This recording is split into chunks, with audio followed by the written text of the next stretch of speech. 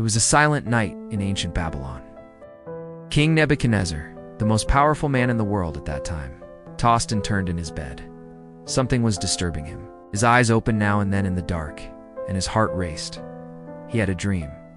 A dream so grand, so vivid, that it seemed more real than reality itself.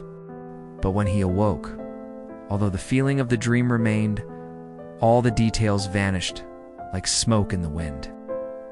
The king was troubled. He needed to understand what it meant, for he felt it was not just a random thought. It was something divine, something prophetic. And when a powerful king is gripped by fear of the unknown, the entire empire feels the consequences. Wasting no time, Nebuchadnezzar summoned all the wise men of Babylon, magicians, enchanters, sorcerers, astrologers, all were called to the king's presence. But there was a problem. Nebuchadnezzar demanded not only the interpretation of the dream, but also the content of the dream itself. She could no longer remember. It seemed impossible. The wise men were desperate. They tried to stall, begged the king to reveal at least part of the dream. But Nebuchadnezzar was unyielding. He suspected they were trying to deceive him, so he issued a harsh decree. All the wise men would be executed if no one could tell and interpret the dream. Panic spread like wildfire. And among these wise men was a young Hebrew named Daniel. Daniel was different. He didn't rely on sorcery, didn't consult the stars or cast spells. His knowledge came from another place. He was a servant of the Most High God, the same God who created the heavens and the earth. Upon hearing the death decree, Daniel did not panic. He requested time from the king, promising to reveal the dream and its meaning. Immediately, he gathered with his friends, Hananiah, Mishael, and Azariah, and together they pleaded with God for mercy. That very night, the mystery was revealed to Daniel in a vision. God had answered. The dream appeared before him, clear as day. With a heart full of gratitude, Daniel praised the Lord before going to see the king. In Nebuchadnezzar's presence, Daniel did not exalt himself. He made it clear that it was not by his own wisdom that he could reveal the dream, but because there is a God in heaven who reveals mysteries. And then, with calm and confidence, Daniel described the dream in detail.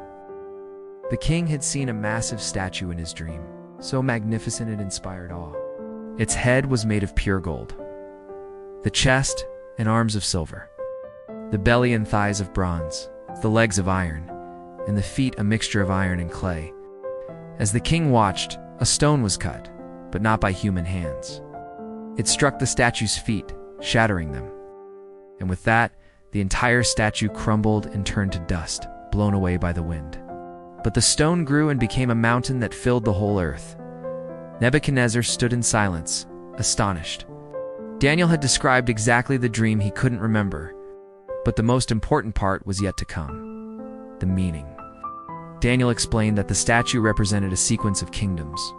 The head of gold was Nebuchadnezzar himself, king of Babylon. But after him, other kingdoms would rise. The silver represented the Medes and Persians. The bronze symbolized the Greeks.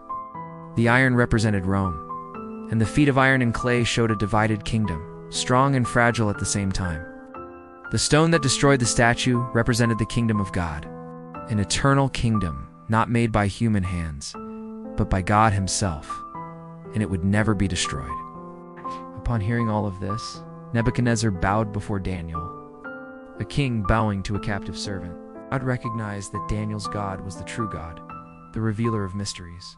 And because of that, he promoted Daniel to a place of great honor in the empire, making him governor over the entire province of Babylon. But the most powerful one wasn't Daniel. It was the God who inspired him, a God who controls times and seasons, a God who raises up kings and also removes them, a God who revealed, centuries in advance, the full course of human empires and the rise of a kingdom that will never end. This story is not just an ancient curiosity. It carries a warning for all of us. Human empires come and go. Earthly power is temporary, but the kingdom of God is eternal. The statue fell, but the stone remains. And that stone is Jesus Christ. The rock who came into the world was rejected by men, but chosen by God as the foundation of a kingdom that will grow until it fills the whole earth. No matter how much the world changes, the message history teaches us is clear. the kingdom of God will prevail.